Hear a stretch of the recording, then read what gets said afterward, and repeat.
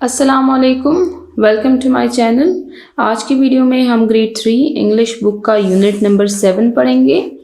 Unit number 7 पर already हम एक वीडियो बना चुके हैं जिसमें हमने चैप्टर की रीडिंग, उसके प्री रीडिंग क्वेश्चंस, उसके वाइल रीडिंग क्वेश्चंस और उसके पोस्ट रीडिंग क्वेश्चंस को कवर किया था। आज की वीडियो स्टार्ट करेंगे हम ओरल कम्युनिकेशन से। ओरल कहते हैं ज़ुबानी को, कम्युनिकेशन बातचीत, ज़ुबानी बातचीत।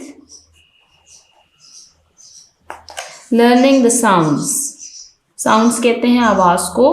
लर्निंग द साउंड्स, आवाज़ें सीखें।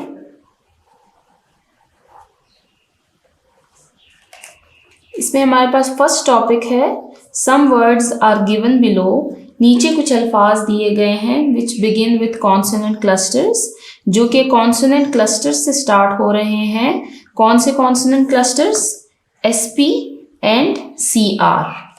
प्रैक्टिस देम, मश्क करें इनकी, मश्क करें।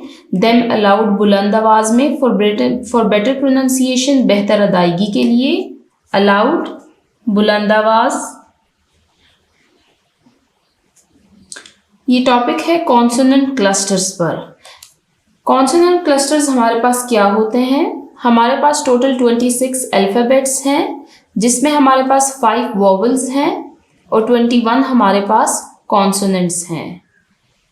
जब 2 या 2 से ज़्यादा कॉन्सोनेंट्स एक वर्ड में इकट्ठे आ जाएं तो उनको हम कॉन्सोनेंट क्लस्टर कहते हैं। यहाँ पर कॉन्सोनेंट क्लस्टर की डेफिनेशन लिखी हुई है। कॉन्सोनेंट क्लस्टर हम ऑलरेडी चैप्टर 1, इस बुक की चैप्टर 1 में हम पढ़ चुके हैं। A consonant cluster is a group of consonants. ये कॉन्सोनेंट्स का एक ग्रुप होता है with no vowel sound in between, जिसके दरमियान में कोई वोवल नहीं आ रहा होता, कोई वोवल लेटर या कोई वोवल साउंड उसमें नहीं आ रहा होता। आइए इसको नीचे से पढ़ते हैं। SP and CR।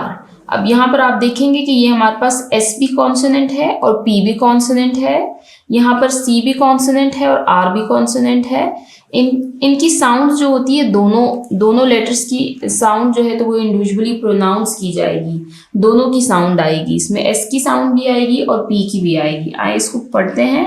Spa, space, spade, spaghetti, sparrow, special, speech, spell, spend, spice, spider. यहाँ पर आप देखें स्पाइडर, इसमें S की साउंड भी आई है और P की साउंड भी आई है। यहाँ पर आप देखें कि SP जो हैं वो एक साथ ही हर वर्ड में यूज़ किए गए हैं, इनके दरमियान में कोई भी वोवल साउंड नहीं आ रही है हमारे पास। नेक्स्ट है हमारे पास CR।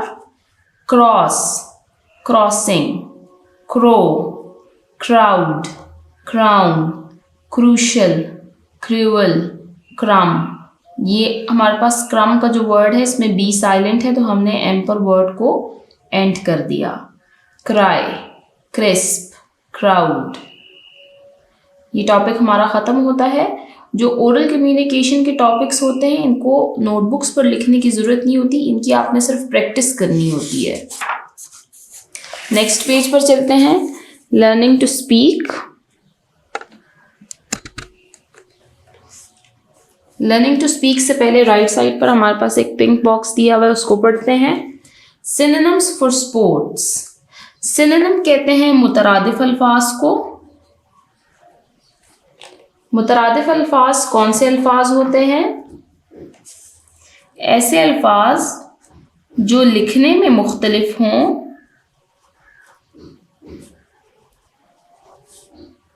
मगर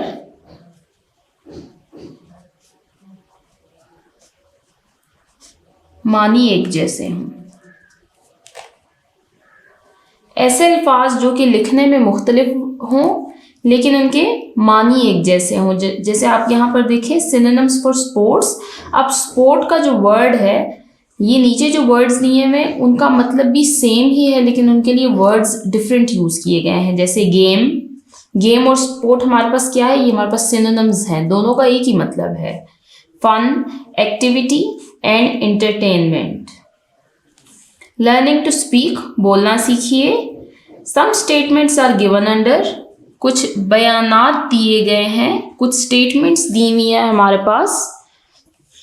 एक्सप्रेस योर ओपिनियन, एक्सप्रेस इजहार करें योर ओपिनियन अपनी राय का। इन फेवर और अगेंस्ट, इसके हक में या इसके खिलाफ। हमारे पास नीचे कुछ स्टेटमेंट्स दी हुई हैं, हमने उनको पढ़ना है और फिर उन स्टेटमेंट्स से हमने अपनी राय का इजहार करना है उसके फेवर में या उसके अगेंस्ट, कि हम इस बात से मुत्तफिक हैं या नहीं। आए अब स्टेटमेंट्स पढ़ते हैं। ये हमारे पास स्टेटमेंट्स हैं और यहाँ पर हमने अपनी ओपिनियंस लिखनी है। स्टेटमेंट्स पढ़ते हैं। फर्स्ट स्टेटमेंट है हमारे पास, schools should make sports compulsory for primary section, कि स्कूल्स को चाहिए कि वो स्पोर्ट्स को लाजमी हिस्सा बना दें प्राइमरी सेक्शन के लिए, कि जो प्राइमरी सेक्शन के बच्चे हैं उनके लिए खेल को एक ज़रूरी हिस्सा बना दें। अब इसमें जो ओपिनियन है वो ऑलरेडी दी हुई है, इसको हम पढ़ते हैं। यस, जी हाँ, एवरीबडी वॉन्ट्स टू प्ले, हर कोई खेलना चाहता है। We need coaches to learn games, हाँ अलबत्ता हमें गेम्स सीखने के लिए कोचेस की ज़रूरत है। अब हम सेकंड ओपिनियन पढ़ते हैं, हम सेकंड स्टेटमेंट पढ़ते हैं। गेम्स आर फन, खेल में मज़ा आता है, but a lot of time is wasted, लेकिन बहुत सारा वक्त ज़ाया हो जाता है। वेस्टेड है ज़ाया होना, कि अक्सर बच्चे जो होते हैं वो काम छोड़ के बस फिर खेलने ही लग जाते हैं। जिस तरह स्कूल्स में स्पोर्ट्स वीक होते हैं तो उन पूरे टाइम में बच्चे जो हैं वो अपने क्लासेस नहीं लेते और वो स्पोर्ट्स में ही ज़्यादा टाइम दे देते हैं, जिससे उनका जो क्लासरूम का जो काम होता है वो रह जाता है। तो क्या ये इस ओपिनियन से, इस स्टेटमेंट से क्या आप इसके फेवर में हैं या अगेंस्ट में हैं? आए इस ओपिनियन को पढ़ते हैं। We should keep balance, balance कहते हैं तवाज़ुन को, हमें तवाज़ुन रखना चाहिए between our studies and games, हमें अपनी पढ़ाई में और अपने गेम्स के टाइम में तवाज़ुन रखना चाहिए, ताकि ना ही हमारी जो स्टडीज़ हैं वो इफ़ेक्ट हो और हम गेम्स भी खेल सकें। अब थर्ड स्टेटमेंट है हमारे पास, field games are better than video games, कि फील्ड गेम्स ऐसी गेम्स जो कि ग्राउंड्स में खेली जाती है वो ज़्यादा बेहतर है वीडियो गेम्स से। अब इसकी ओपिनियन देखते हैं हम। Yes, field games keeps us healthy and fit, कि हाँ फील्ड गेम्स जो है वो ज़्यादा बेहतर है क्योंकि वो हमें सेहतमंद और मजबूत रखती है। फोर्थ स्टेटमेंट है हमारे पास, hockey is more important than cricket, hockey और क्रिकेट ये दो हमारे पास डिफरेंट गेम्स हैं। हमारे पास यहाँ स्टेटमेंट ये है कि हॉकी का जो गेम है ये क्रिकेट से ज़्यादा इम्पॉर्टेंट है। No, both games have their own importance, कि दोनों गेम्स की अपनी अपनी अहमियत है। लास्ट स्टेटमेंट है हमारे पास, local games should be played in school more often, कि लोकल गेम्स जो मुकामी खेल हैं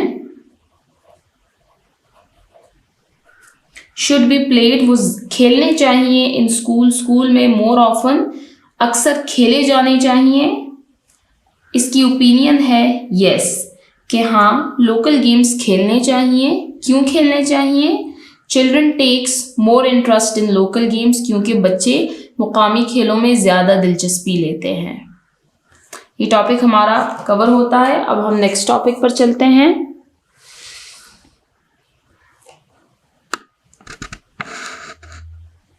टग of war, tug of war जो है ये हमारे पास एक गेम है जिसको हम रस्साकशी कहते हैं उर्दू में। टग ऑफ वॉर, लीड सरबराही करें, एंड फॉलो और पैरवी करें, टू अरेंज के तरतीब दी जाए, अ गेम एक गेम को तरतीब दी जाए, कि सरबराही करे कि एक गेम को तरतीब दी जाए among the students of your class, कि अपने क्लास के बच्चों में एक गेम जो है वो तरतीब दी जाए। Some expressions are given to help you, नीचे कुछ हिदायत दी हुई है ताकि मदद हो सके। अब हमने गेम जो है तो वो अरेंज करनी है क्लास में। वो हमने कैसे अरेंज करनी है, नीचे हमारे पास कुछ इंस्ट्रक्शंस दिए हुए हैं, हमने उनको फॉलो करके स्कूल में क्लास में एक गेम अरेंज करनी है। कौन सी गेम हमने अरेंज करनी है? टग ऑफ वॉर, रस्साकशी की गेम। अच्छा, रस्साकशी की गेम कौन सी गेम होती है? यहाँ पर आप देखिए नेक्स्ट पेज पर ये रस्साकशी की गेम है, ये है टग ऑफ वॉर, जिसमें दो पार्टीज होती हैं, दोनों ने रस्सी पकड़ी होती है और बीच में उसका एक स्पॉट होता है।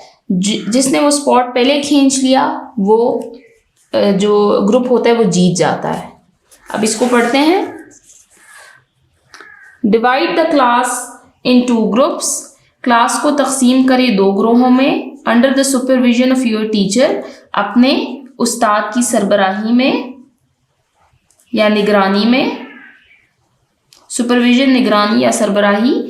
क्लास को 2 हिस्सों में तकसीम करना है उस्ताद की निगरानी में। सेकंड पॉइंट है those who don't want to play, और क्लास में ऐसे बच्चे जो कि नहीं खेलना चाहते, can become the referee and the जजेस, तो वो रेफरी और जजेस बन सकते हैं। थर्ड पॉइंट है हमारे पास टेक परमिशन फ्रॉम टीचर, उस्ताद से इजाज़त लें, अपने टीचर से इजाज़त लें। फॉर द रोप, रस्सी के लिए। To play with during your sport time, जिसके साथ आप, वो रस्सी जिसके साथ आप अपने स्पोर्ट्स टाइम में ये मुकाबला जो है तो इसको तरतीब देंगे। ठीक है, रोप है रस्सी, क्योंकि हमें टग ऑफ वॉर में एक रस्सी चाहिए। अब नेक्स्ट पेज पर चलते हैं। आस्क योर क्लास फेलोज, ऐसे बच्चे जो टग ऑफ वॉर गेम को अरेंज करेंगे वो अपने क्लास फेलोज से ये सब पूछेंगे। फर्स्ट पॉइंट है who wants to play tug of war, वो अपने क्लास में अपने क्लास फेलोज से पूछेंगे कि कौन टग ऑफ वॉर खेलना चाहता है। Second point, we need to choose captains for the 2 teams, हमने पीछे इंस्ट्रक्शंस में पढ़ा था कि हमने क्लास को 2 ग्रुप्स में डिवाइड करना है, तो अब वो पूछेंगे कि हमें दोनों ग्रुप्स के लिए कैप्टन्स की ज़रूरत है, कप्तान की ज़रूरत है। थर्ड पॉइंट है who wants to become a referee, जब 2 कैप्टन्स सेलेक्ट हो जाएंगे तो उसके बाद वो पूछेंगे कि अब हमें एक रेफरी की ज़रूरत है।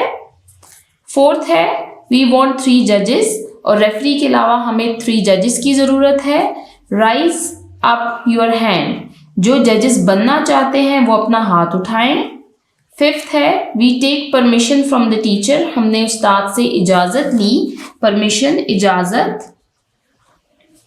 फ्रॉम द टीचर फॉर, हमने उस्ताद से इजाज़त ली किन किन चीज़ों के लिए? रोप, एक रस्सी के लिए। Second, a match during sports period, और स्पोर्ट्स के पीरियड के दौरान एक मुकाबले के लिए। अब यहाँ पर आप देखें राइट साइड पे टग ऑफ वॉर की पिक्चर शो हो रही है। यहाँ पर क्लास को 2 ग्रुप्स में डिवाइड किया गया है, इनमें एक कैप्टन होगा, साथ में एक रेफरी, 3 जजेस, और उन बच्चों के हाथ में एक रस्सी है। अब ये वाले बच्चे रस्सी को अपनी तरफ खींचेंगे और ये वाले बच्चे रस्सी को अपनी तरफ खींचेंगे। जिसने ज़्यादा जोर लगा लिया और ये जो है, ये जो मिड पॉइंट है, इसको अपनी तरफ खींच लिया तो वो ग्रुप जीत जाएगा। अब हम नीचे चलते हैं नेक्स्ट टॉपिक पर। रीड अलाउड, बुलंद आवाज में पढ़ें।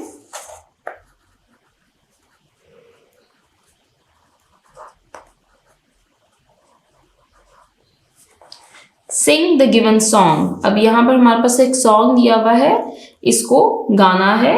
आई एम बाउंसिंग, बाउंसिंग कहते हैं उछलने को। आई एम बाउंसिंग, ये देखिए यहाँ राइट साइड पे हमारे पास एक बच्चा है जिसके पास एक बॉल है और वो बॉल के ऊपर बैठा हुआ है। अब वो बॉल से जंप करेगा और वापस वो जब जमीन पे लगेगा तो ये है कि इसको क्या कहेंगे हम, इसको हम बाउंसिंग कहेंगे कि वो उछल रहा है। I am bouncing, bouncing everywhere, I bounce and I bounce into the air. I am bouncing, bouncing like a ball, I bounce and I bounce and then I fall। यहां पर अब आप देखें इन 2 वर्ड्स को देखिए, bouncing bounce, bouncing bounce, where air, ball fall. ये हमारे पास क्या है, ये हमारे पास राइमिंग वर्ड्स आ गए हैं। Where, air, ball, fall, bouncing, bounce, bouncing, bounce. ये क्या है हमारे पास? राइमिंग वर्ड्स हैं। नेक्स्ट पेज पर चलते हैं।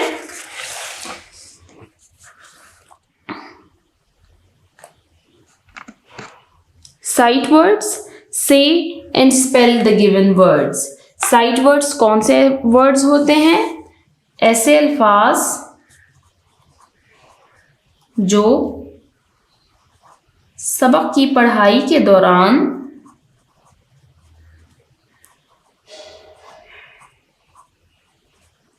बार बार सामने आते हैं। ऐसे वर्ड्स जिनको सीखे बगैर बच्चे वो चैप्टर पढ़ ही नहीं पाते। ठीक है, ये देखिए, ये वर्ड्स हमारे पास हर चैप्टर में बहुत रिपीटिशन में आ रहे होते हैं। और साइट वर्ड्स ये हमारा 7th चैप्टर है। ऑलमोस्ट हम 7 को 5 के साथ अब मल्टीप्लाई करें 35 तकरीबन हर चैप्टर में हमारे पास 5 साइट वर्ड्स होते हैं। तो 7 5 35 तकरीबन हम इस बुक में 35 न्यू वर्ड्स सीख चुके हैं। ठीक है, इसके अलावा हमारे पास हर चैप्टर में वोकैबुलरी भी आती है। तो ये जब हम हर चैप्टर में साइट वर्ड्स और अपनी वोकैबुलरी वाले वर्ड्स सीखते हैं उनको स्पेलिंग्स के साथ, तो हमारे लिए काफ़ी सारे न्यू वर्ड्स जो हैं तो उनसे हम फेमिलियर हो जाते हैं। इसके अलावा मैंने आपको पिछली वीडियोस में ये भी बताया था कि आप अपने लिए एक नोटबुक ख़रीद लें जिसमें आप रोज़ एक न्यू वर्ड लिखा करें, जिससे क्या होगा कि आपके पास बहुत सारे न्यू वर्ड्स आ जाएंगे और आपकी स्पोकन और आपकी रिटन बहुत बेहतर हो जाएगी। अब आइए इनको पढ़ते हैं। PLAY प्ले, प्ले कहते हैं खेलना। शेयर, SHARE शेयर बांटना। GROUND ground. SPORTS sports. Reading and critical thinking, reading comprehension. Read the text again in the beginning of the unit. Read the text, मतन को पढ़ें अगेन दोबारा से in the beginning of the unit. Unit की शुरू में जो आपके पास टेक्स्ट था उसको दोबारा से पढ़ें and answer the following questions, और इन सवालात के जवाबात दें। हमारे पास 4 क्वेश्चंस हैं, 1, 2, 3 एंड 4। आइए इनको पढ़ते हैं। What is the passage type, कि ये जो हमारे पास पैसेज दिया हुआ है, ये जो हमने पीछे यूनिट का टेक्स्ट पढ़ा है, ये हमारे पास क्या है? अ पोएम, क्या ये एक नज़म है? अ स्टोरी, अ ड्रामा, क्या ये एक ड्रामा है? अ स्टोरी, क्या ये एक कहानी है? पीस ऑफ इंफॉर्मेशन, क्या ये मालूमात का कोई हिस्सा है हमारे पास या टुकड़ा है? स्टोरी कहते हैं कहानी को, पोएम कहते हैं नज़म को, ड्रामा कहते हैं ड्रामा को। पीस ऑफ इंफॉर्मेशन,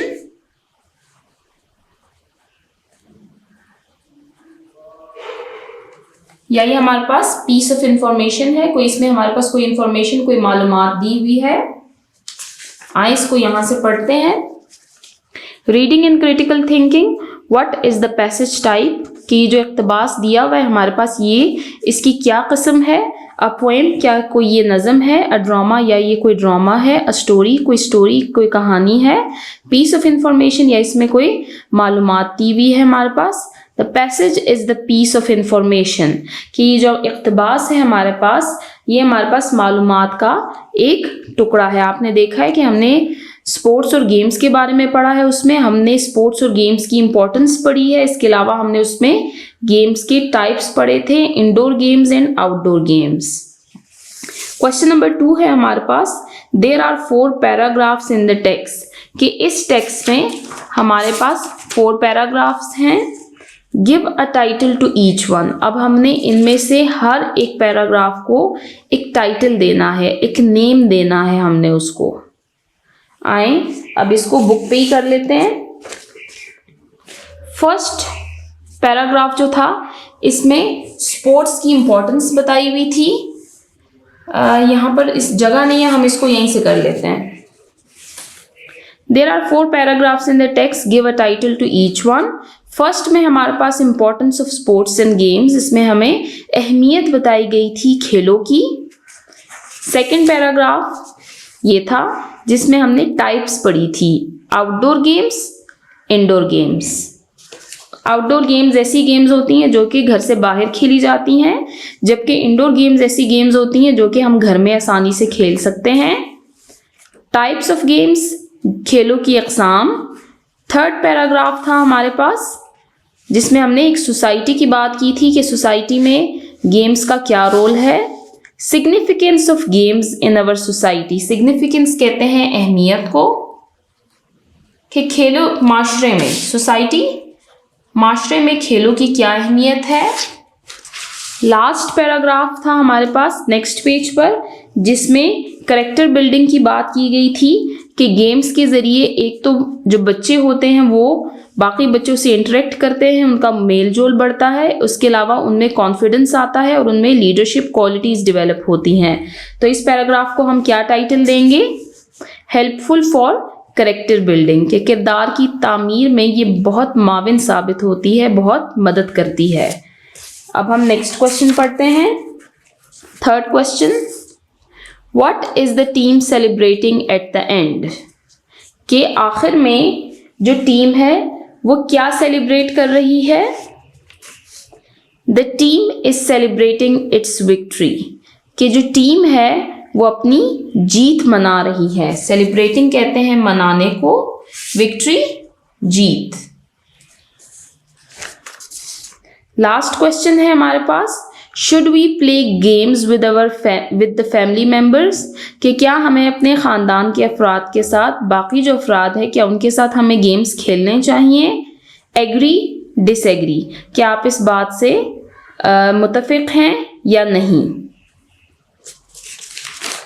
इसका आंसर है it is very helpful to play games with our family members, ये बहुत माविन साबित होते हैं कि जब हम अपने घर के बाकी अफराद के साथ गेम्स खेलते हैं, एज इट हेल्प्स, क्योंकि ये मदद करता है अस हमारी टू लर्न, कि हम सीखें मैनी न्यू थिंग्स, बहुत सारी नई चीज़ें। जब हम अपने एल्डर्स के साथ गेम्स सीखते हैं तो गेम्स खेलने के दौरान हम उनसे बहुत कुछ सीखते हैं। ये बात हमने चैप्टर की रीडिंग के दौरान भी पढ़ी थी। हमारे रीडिंग एंड क्रिटिकल थिंकिंग का पोर्शन यहीं पर एंड होता है। अब हम एनालिटिकल रीडिंग पर आते हैं। एनालिटिकल रीडिंग में हमारे पास एक क्वेश्चन दिया हुआ है, आइए इस क्वेश्चन को पढ़ते हैं। रीड द फॉलोइंग सिचुएशंस, दिए हुए सूरत हाल को पढ़ें। सेलेक्ट वन ऑप्शन, किसी एक ऑप्शन का इंतखाब करें। ऑफ द थ्री, हमारे पास नीचे 1 2 3 ऑप्शंस दिए हुए, हमने फिर इनमें से एक को सेलेक्ट करना है। Give reasons to justify your answer, give reasons, वजह पेश करें, टू जस्टिफाई योर आंसर, अपने जवाब के जवाब में। जस्टिफाई कहते हैं जवाब पेश करना,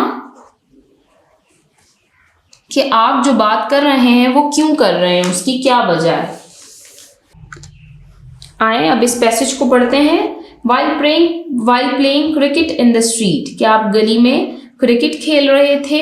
you hit the ball for a six, और आपने छक्का मारने के लिए बॉल को हिट किया। इट स्मैशेस, उसने तोड़ दिया या टुकड़े टुकड़े कर दिया, ग्लास ऑफ अ विंडो, एक खिड़की के शीशे को। आप खेल रहे थे और उस बॉल से एक खिड़की का शीशा जो है तो वो टूट गया। What will you do, तो अब आप क्या करेंगे। रन अवे एंड हाइड, आप भाग जाएंगे और छुप जाएंगे। Second point, go to that house to से सॉरी, या फिर आप उस घर पे जाएंगे और उनसे माफ़ी मांगेंगे। Third, make a new rule for playing in the street, या आप गली में खेलने के लिए कोई नए कवानीन बनाएंगे कि अगली बार ऐसा ना हो। राइट साइड पे आप देखें हमारे पास एक विंडो की पिक्चर शो हो रही है जिसका जो विंडो है उसका शीशा टूटा हुआ है। आइए इसका आंसर देखते हैं हम। एनालिटिकल रीडिंग का पैसेज है ये, उसका आंसर है I shall go to that house, मैं उस घर पे जाऊंगी, टू से सॉरी, ताकि मैं उनसे माफ़ी मांग सकूं, बिकॉज, क्योंकि, इट विल हेल्प, ये मदद करेगा, टू रिड्यूस, रिड्यूस कहते हैं कम करना, देयर फीलिंग्स ऑफ एंगर, उनके गुस्से के जज्बात को कम करेगा। आई होप, मुझे उम्मीद है, दे विल फॉरगिव मी, कि वो मुझे माफ़ कर देंगे, फॉर माई मिस्टेक, मेरी गलती के लिए। मिस्टेक है गलती, फॉरगिव माफ़ करना। I shall go to that house to say sorry because it will help to reduce their feelings of anger. I hope they will forgive me for my mistake. आज की वीडियो हम यहीं पर and करते हैं। Next video में हम unit number 7 को कम्प्लीटली कवर करेंगे। इससे पहले एक वीडियो बन चुकी है यूनिट नंबर 7 पर, उसका लिंक नीचे डिस्क्रिप्शन में दिया हुआ है। ये सेकंड वीडियो है और इसके बाद लास्ट वीडियो होगी। Thank you.